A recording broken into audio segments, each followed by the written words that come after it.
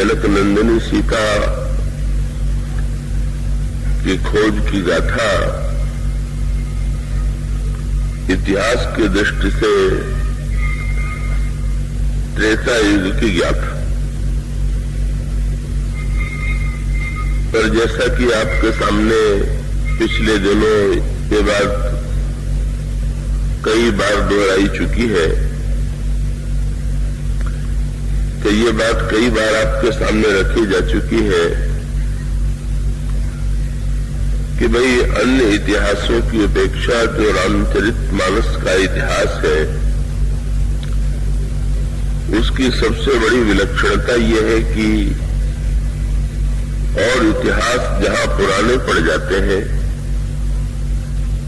वहां रामचरितमानस में जो इतिहास है का वो शाश्वत इतिहास है और वो हमारे आपके जीवन से पूरी तरह से जुड़ा हुआ है। तो जनक नंदिनी सीता का स्वरूप क्या है, यदि इसे हम समझ ले तो उस प्रसंग में जो रहस्य छिपे हुए हैं तो उन्हें समझने में सुविधा हो सकती है। श्री रामचरितमानस में जनक नंदिनी सीता और श्री राम के मिलन का, विवाह का प्रसंग प्रस्तुत किया गया है बालकांड में, और फिर उसके पश्चात आरण्य कांड में उनके वियोग, उनकी दूरी और उनके अपहरण की गाथा का वर्णन किया गया है, और फिर अंत में पुनः जनक नंदिनी सीता और भगवान श्री राम का मिलन होता है। तो ये जनक नंदिनी सीता वेदांत की भाषा में साक्षात शांति स्वरूप है। शंकराचार्य जी उनके संदर्भ में कहते हैं, शांत सीता समानीता आत्मा रामो विराजते। जिस समय अंतःकरण में, अंतःकरण के सिंहासन पर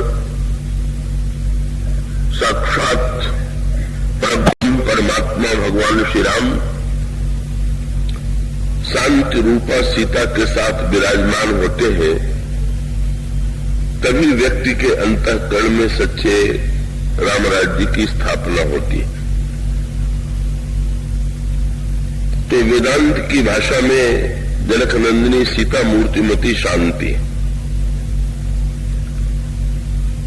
और यदि कोई व्यक्ति शांति जीवन में पाना चाहता है तो उससे श्री रामचरितमानस से इसे हृदयंगम करना होगा कि शांति कैसे मिलती है और शांति जीवन में कैसे खो जाती है। दोनों बातें, दोनों पक्षों के वर्णन का तात्पर्य यह है कि सीता जी की के खो जाने का भी वर्णन और पुनः उनके मिलने का भी वर्णन। इसका अभिप्राय यह है कि जीवन में शांति को पा लेने की प्रक्रिया और किस भूल के कारण, किस कमी के कारण जीवन में शांति दूर चली जाती है, इसकी प्रक्रिया, इस रूप में भी आप उस प्रसंग को हृदयंगम कर सकते हैं। तो दूसरी दृष्टि से यदि विचार करके देखें, ये तो ज्ञान की भाषा है, तो उसको गोस्वामी जी ने और भी गंभीर रूप में प्रस्तुत किया है। मुझे थोड़ा संकोच लगता है बहुत अधिक गंभीर कथा कहने में, क्योंकि यहाँ भक्त और भावुक अधिक है। तो फिर भी सूत्र के रूप में केवल इतना मैं स्मरण दिला दूं कि गोस्वामी जी ये कहते हैं कि महाराज श्री जनक के जनक के मंडप में ये जो चारों विवाह संपन्न हुए, यही चारों विवाह जब हमारे आपके जीवन में भी संपन्न होंगे तो जैसे विवाह के बाद जनकपुर वासियों को परमानंद की अनुभूति हुई, उसी आनंद की अनुभूति हमें और आपको भी हो सकती है। और तब इसकी व्याख्या करते हुए मंडप में जो बैठे हुए चारों राजकुमार और चारों राजकुमारियां हैं, उनकी व्याख्या ये कह करके करते हैं कि महाराज श्री जनक का अंतक, ये जनक का जो मंडप है, यही मानव जीव का अंतःकरण है। और ये जो चारों राजकुमार और चारों राजकुमारियां हैं, ये चारों राजकुमारियां जीवन में आने वाली 4 अवस्थाएं, और ये चारों राजकुमार जो है उन्हीं अवस्थाओं के स्वामी हैं। ये 4 अवस्थाओं का अपने स्वामियों से मिलन है। आपने जरूर रामायण में पाठ किया होगा तो पंक्ति पढ़ी होगी, भले ही उसकी ओर इतना गहराई से ध्यान न गया हो। गोस्वामी जी कहते हैं, सुंदरी सुंदर वरण सह सब एक मंडप राजही, जनु जीव उर चारु अवस्था विभुन सहित विराजी। तो ये चारों अवस्थाओं में, इन अवस्थाओं के नाम से आप भली भांति परिचित होंगे। जागृत अवस्था, स्वप्नावस्था, सुषुप्ति की अवस्था। जब हम जागते रहते हैं तो उसे जागृत अवस्था कहते हैं। जब हम गहरी नींद में सो जाते हैं तो उसको सुषुप्ति अवस्था कहते हैं। जब नींद में हमें स्वप्न दिखाई देता है तो वो स्वप्नावस्था है। और इस तरह से इन 3 अवस्थाओं का हम और आप नित्य जीवन में अनुभव कर रहे हैं। जागृत का भी, स्वप्न का भी, सुषुप्ति का भी। लेकिन हमारे शास्त्रों की ये मान्यता है, रामचरितमानस में भी यही संकेत किया गया कि एक चौथी अवस्था और है, और इस चौथी अवस्था को जब तक व्यक्ति पा नहीं लेगा, कई चौथी अवस्था के द्वारा ही ईश्वर की प्राप्ति होती है, ईश्वर का साक्षात्कार होता है। ये योग का विषय। और ये जो चौथी अवस्था है उनका नाम बताया गया तुरीयावस्था। समाधि काल में योगी समाधि के पश्चात जिस तुरीयावस्था में पहुंचता है, उस तुरीयावस्था में साक्षात ईश्वर का उसे साक्षात्कार होता है। तो सीता जी है मूर्तिमती तुरीयावस्था, जनक है महान योगी, और महाराज श्री जनक के जीवन में योग की पराकाष्ठा यही है कि योग की चरम उपलब्धि में वे तुरीया रूप सीता को पा लेते हैं। और तुरीया रूपा श्री सीता जी को पाने के बाद, तुरीया रूपा को सीता को पाने का फल ये है कि अंत में व्यक्ति समाधि के द्वारा, तुरीयावस्था के द्वारा भगवान को पाले।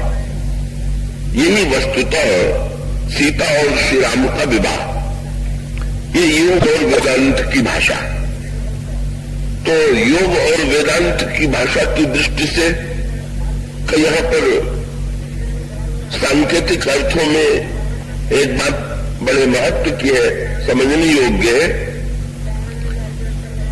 कि रावण की दृष्टि, रावण के चरित्र में और महाराज श्री जनक के चरित्र का अंतर यही दिखाई देता। रावण के लिए भी रामचरितमानस में कहा गया, रावण भी एक बड़ा योगी है और जनक भी बड़े योगी। लेकिन रावण के साथ एक शब्द और जोड़ दिया गया, और वो जोड़ दिया गया कि रावण कुयोगी। कि जिस समय रावण की सभा में अंगद का पैर उठाने में कोई समर्थ नहीं होता, उस समय रावण की सभा के व्यक्तियों के लिए, रावण के लिए गोस्वामी जी उपमा देते हैं, पुरुष कुयोगी जिम उरगारी, मोह बिटप नहीं सकई उखारी। तो योगी और कुयोगी का तात्पर्य यह है कि रावण जनक नंदिनी सीता को ले गया और सीता जी के माध्यम से अगर उसके मन में भगवान राम की प्राप्ति हो जाती, भगवान की भक्ति हो जाती तो अच्छा योगी होता। लेकिन सीता जी को प्राप्त करने के बाद भी उसने केवल जीवन में चमत्कार ही पाए।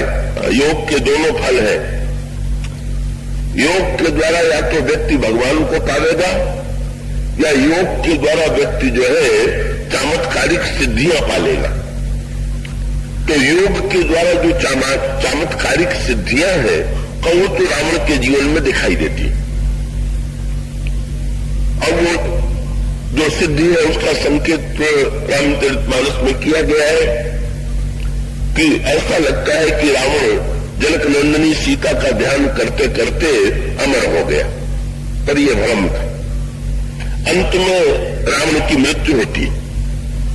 तो इसका अभिप्राय यह है कि योग में मन की शक्तियों का जो नियमन किया जाता है, मन की शक्तियों का जो संयमन किया जाता है, का वो संसार में चमत्कारों के या अपनी पूजा कराने के लिए नहीं है, वो तो भगवान की प्राप्ति के लिए।